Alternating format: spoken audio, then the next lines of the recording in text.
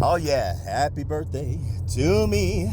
Happy birthday to me. Happy birthday, Big Daddy. Happy birthday to me. Yeah. What's going on, folks? It's Big Daddy coming at you for, yes, the birthday edition.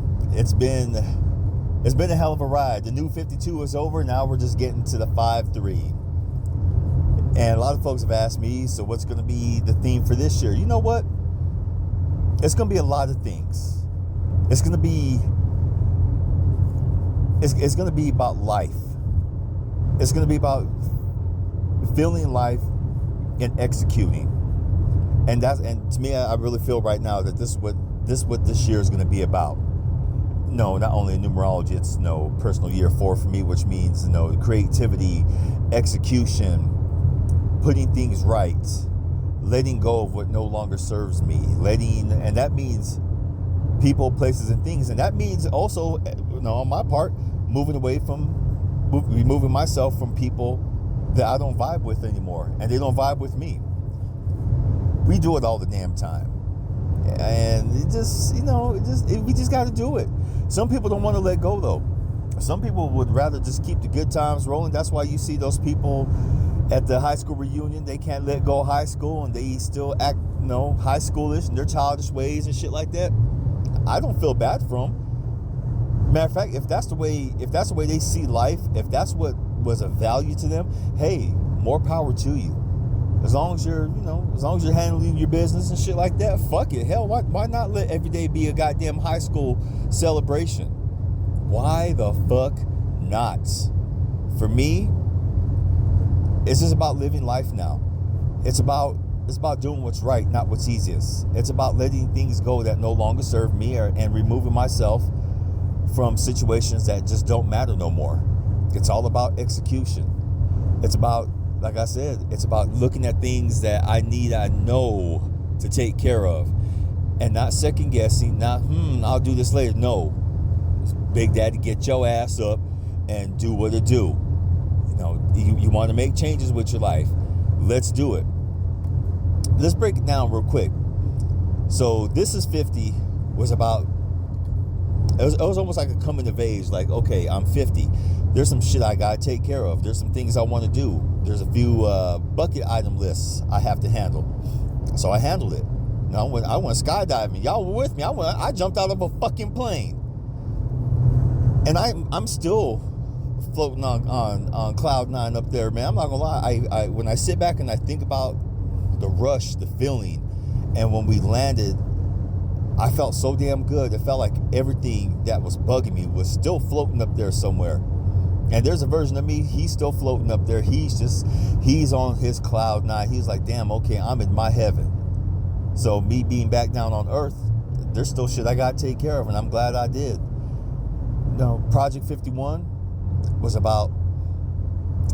more about being creative, looking at all the stuff that I really absolutely needed to handle, stories, books, all that stuff, people, places, things. It was about just trying to get everything organized for the new 52, because the new 52 was about putting it all together. It was about looking at all the pieces that didn't fit and just keeping them on the ground, putting the pieces together that did fit, putting the pieces together that I absolutely needed to find. Hell, I went to a medicine ceremony, ayahuasca. Good stuff, man. Good stuff.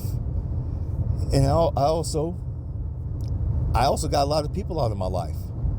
And there's people who got me out of their life. It's something that needed to happen. We all needed to grow in our different ways, and we all needed to part in our different ways.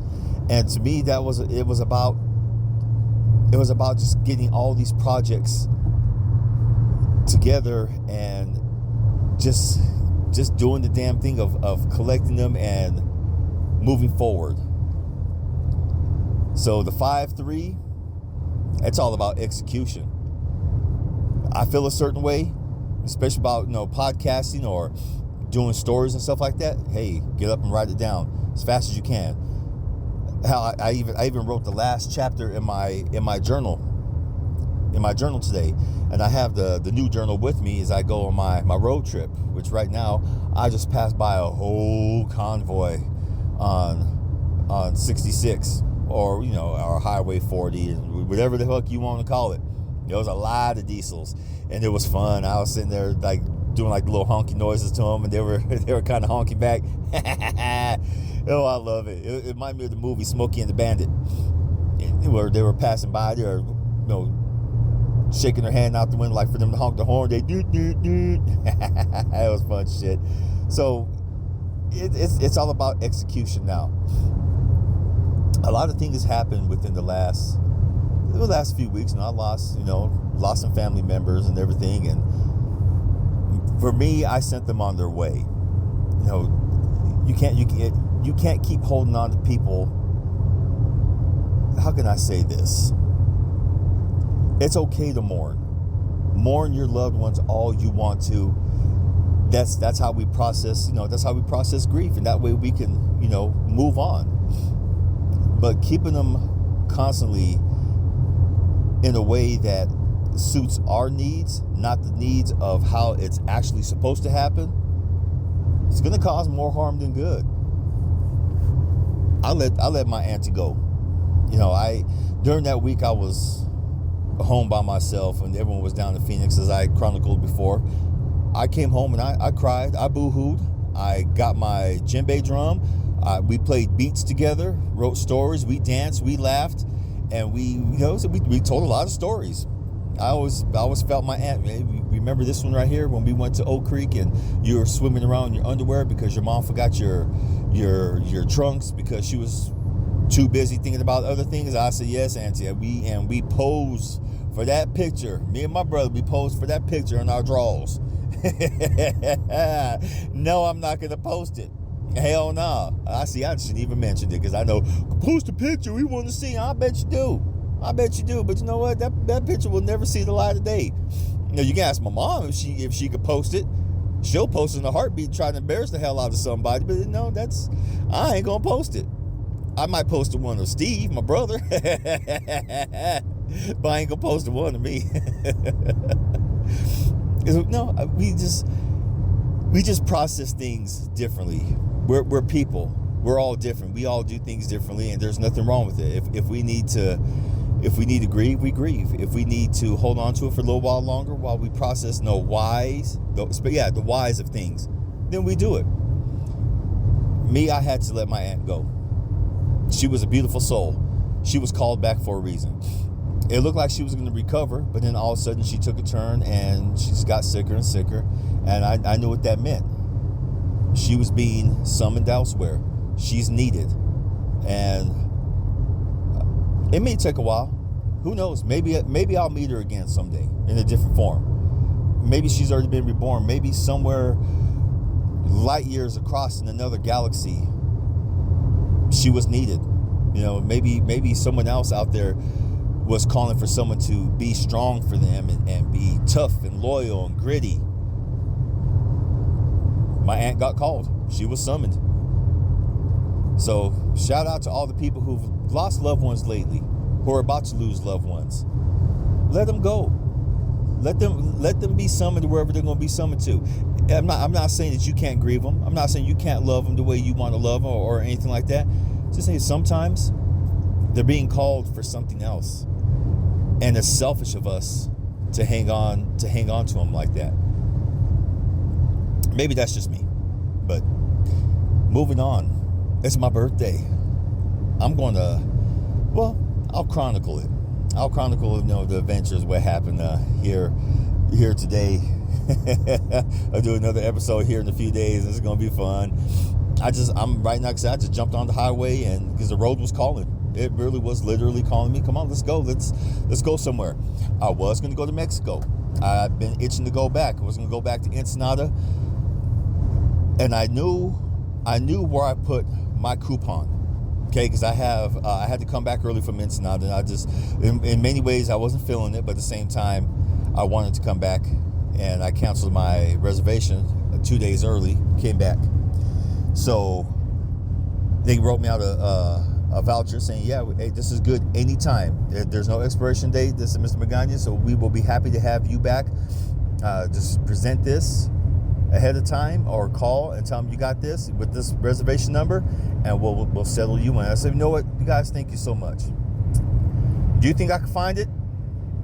Do you honestly think I went and looked in that spot and was it there?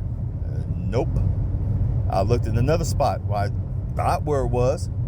Not there either. Looked in one more spot. Not there either.